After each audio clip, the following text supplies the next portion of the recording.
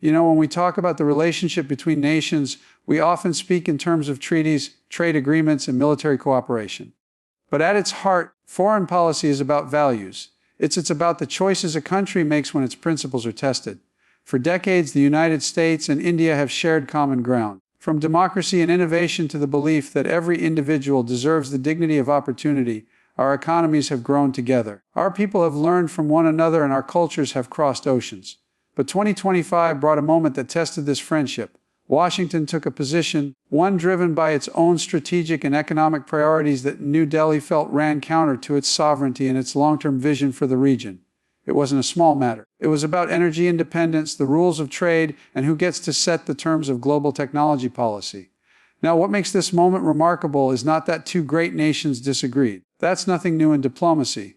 What's remarkable is how India chose to respond. Instead of bending to pressure, instead of quietly stepping aside, India articulated a clear, firm, and reasoned case for its position. It called for a multipolar world, one where power is balanced and no single country dictates the terms for everyone else. India leaned on its history, the legacy of non-alignment, the memory of self-reliance forged in the years after independence, to remind the world that sovereignty is not a bargaining chip, and it did so not with hostility but with a vision, a future where partnerships are based on respect, not dominance. And in doing so, India sent a signal not just to Washington, but to the global community that in a century defined by shared challenges. Climate change, digital governance, equitable trade. No one nation, no matter how powerful, should speak for the rest of the world. For much of the post-World War II era, the United States and India walked parallel paths without always intersecting. America, emerging as a superpower with global reach, anchored its foreign policy in alliances like NATO and strong ties with Western Europe and Japan. India, newly independent in 1947, took a different route, guided by leaders like Jawaharlal. It embraced non-alignment, a deliberate choice to avoid becoming a pawn in the Cold War rivalry between the United States and the Soviet Union. It was not isolationism, but rather a belief that India could stand on its own terms, forging relationships based on mutual respect rather than allegiance to one bloc or another. Through the decades, the distance between Washington and New Delhi was both ideological and practical. America's security partnerships with Pakistan often complicated matters, while India's economic policies of the mid-20th century leaned heavily towards state control and protectionism, making deep trade integration difficult. And yet, so beneath the surface, there was a shared democratic ethos. Both nations valued representative government, the rule of law, and the belief that power ultimately rests with the people. That common ground would become more important as the world changed. The 1990s were a turning point. The Cold War had ended. India began liberalizing its economy, opening doors to foreign investment and embracing market reforms. Suddenly, the two largest democracies saw opportunity in one another. Technology and education became the first bridges. Indian engineers and software developers fueling America's tech boom. American companies finding skilled talent and eager markets in India. It was a partnership born not of necessity, but a possibility. Still, the road wasn't without bumps. The 1998 nuclear test by India drew swift sanctions from Washington. But those tensions, rather than freezing the relationship, pushed both sides to reassess. By the early 2000s, the nuclear deal between the two nations symbolized a maturing trust. Trade volume soared. Joint military exercises became routine, and high-level visits between leaders became not just ceremonial but strategic. In the 2010s, the bond deepened further. Shared concerns over the rise of China, the Indo-Pacific, cooperation on counterterrorism, and collaborations in clean energy and climate policy reinforced the sense that Washington and New Delhi were not just partners of convenience. They were increasingly aligned in vision. American universities welcomed waves of Indian students. Indian companies invested in U.S. manufacturing. Defense contracts flowed in both directions. The relationship was being woven into the fabric of both societies. Yet even in times of closeness, there remained an undercurrent, a quiet but firm insistence from India that it would not be anyone's junior partner. It had a history of charting its own course. Whether on the global stage at the United Nations or in its trade negotiations, when the United States sought unanimous alignment on certain sanctions, military interventions, or trade rules, India often supported in part, but withheld full endorsement if it felt its national interests were at stake. By the time we reached the early 2020s, the partnership was seen as one of the pillars of the 21st century international order. But it was also a relationship between two equals who sometimes saw the world through different lenses. The United States often approached foreign policy with the confidence, some would say the presumption, of a global leader setting the agenda. India, by contrast, approached it with the caution and conviction of a nation that had fought hard for its independence and believed in a multipolar world where many voices had a seat at the table. This long arc of history matters because it tells us that the events of 2025 did not come out of nowhere. They were shaped by decades of evolving trust, economic interdependence, moments of tension, and a shared but differently interpreted belief in democracy. To understand why India could stand so firmly against Washington in that year, one has to remember that it had always reserved the right to say, "We will work with you, but we will not work for you." In 2025, the partnership between India and the United States reached a moment of real strain, not because of some misunderstanding or passing dispute, but because of a profound difference in how each nation saw its future in a rapidly changing world. The catalyst was a sweeping economic and technology policy announced in Washington, a package that tied together new trade regulations, restrictions on semiconductor exports, and digital infrastructure rules under the banner of protecting global security. On paper, it was framed as a measure to ensure that sensitive technology did not fall into the hands of adversarial states. But in practice, it placed severe limits on how emerging economies, including India, could develop their own manufacturing base and compete in high-value technology sectors. The policy also demanded alignment with U.S. export control lists, effectively requiring other nations to mirror Washington's restrictions in their own trade laws. For India, this was more than a technical policy disagreement. It cut to the heart of its ambition to be not just a consumer of advanced technology, but a creator, a hub of innovation that could rival established giants. Over the previous decade, India had invested billions in its semiconductor fabs, AI research facilities, and 5G and 6G telecommunications networks. It had forged partnerships with a variety of nations, Japan, South Korea, the EU, and yes, even competitors of the United States, to diversify its technology supply chains. Now, this new policy threatened to limit who India could work with, what materials it could source, and how freely its companies could export their own innovations. The dispute wasn't only economic. There was also a strategic layer. The United States viewed the policy as essential to maintaining a technological edge over China and other geopolitical challengers. From Washington's perspective, every chip, every line of code, every advanced piece of equipment was part of a broader struggle over who would set the rules for the digital future. But from New Delhi's vantage point, accepting these restrictions without modification would mean ceding part of its decision, making to another capital thousands of miles away. It would mean adopting someone else's definition of security, even when that definition might not align with India's own regional priorities. There were other dimensions to this disagreement as well. Embedded in the U.S. policy were digital governance clauses that called for unified data sharing agreements ostensibly to protect cybersecurity. But India had spent years crafting its own data localization laws, rules that kept sensitive data within its borders to protect the privacy of its citizens and the sovereignty of its digital space. Accepting Washington's terms could have weakened those protections, handing over greater access to foreign entities in ways India's policymakers believed were unacceptable. And then there was the matter of energy policy, part of the broader U.S. framework linked technology cooperation to energy transition targets, including strict timelines for phasing out certain fossil fuels. India had already committed to renewable energy in a big way, but it was pursuing that transition on a schedule tailored to its development needs and infrastructure realities. Tying tech access to accelerated energy commitments was seen as an indirect way of pressuring India into changing its domestic policies. In the weeks following Washington's announcement, behind closed doors and in public forums, Indian officials made their position clear. They were willing to cooperate on security. They were willing to coordinate on trade. But they would not accept a framework that effectively made them an enforcer of U.S. policy toward third countries. Nor would they accept constraints that threatened their industrial strategy. The tone was firm but not hostile, a message that India valued the relationship but not at the expense of its autonomy. This was the moment when the world began to realize that the dispute was not just about chips or trade codes. It was about the balance of power in the 21st century. It was about whether emerging powers could write their own playbooks in an era when the rules were still being written. And it was about the willingness of a rising nation to stand its ground when the cost of compliance was nothing less than the freedom to choose its own path. At the core of India's stance in 2025 was not just a reaction to a single policy or a momentary disagreement. It was a reaffirmation of principles that had been shaped over decades. Principles rooted in history, hardened by experience, and sharpened by the realities of a competitive global order. These principles were not abstract ideals. They were guiding lights that informed how India engaged with the world and defended its own place within it.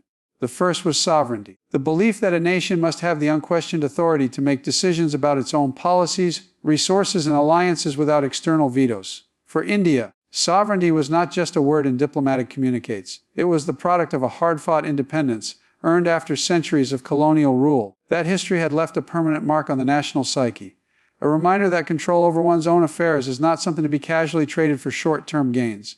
In 2025, when faced with pressure to adopt frameworks crafted elsewhere, India's leadership saw more than just a negotiation over rules. They saw a choice about whether to guard or to dilute the very independence their country had struggled to achieve. The second principle was economic independence, the conviction that true strength comes from the capacity to produce, innovate, and compete without being perpetually dependent on the goodwill or supply chains of others. Over the previous decade, India had poured vast resources into building domestic capabilities in sectors that would define the future: semiconductors, artificial intelligence, renewable energy, advanced manufacturing. These investments were not meant to isolate India from the world, but to ensure that it could enter any partnership from a position of strength. Restrictions that limited who India could buy from, sell to, or collaborate with were seen not as protective measures, but as constraints that risked undermining this hard-won progress. The third principle was multipolar diplomacy, that the belief that the world is safer, fairer, and more stable when power is distributed rather than concentrated. India had long resisted the idea that global governance should be dictated by a handful of capitals. Whether in climate negotiations, trade talks, or security dialogues, it had consistently argued for inclusive decision-making. This wasn't just self-interest. It was a philosophy that recognized the diversity of the modern world, that different nations have different needs, perspectives, and development paths. In 2025, accepting a U.S.-led framework without significant revisions would have meant reinforcing the very power imbalance India had always sought to correct. Layered onto these principles was an awareness of responsibility to its own citizens, to its neighbors, and to the broader developing world. India had become a voice for the global South, championing issues like equitable vaccine distribution during the pandemic, fair trade access for emerging markets, and affordable clean energy solutions. To quietly accept terms that might disadvantage smaller economies or lock them out of technology markets would have been inconsistent with that role. New Delhi understood that its own choices set precedents, and that yielding too much ground could discourage others from standing firm in the face of similar pressures. There was also a cultural dimension to these principles. India's political discourse often drew from its civilizational history, an inheritance that emphasized dialogue, diversity, and the coexistence of many views.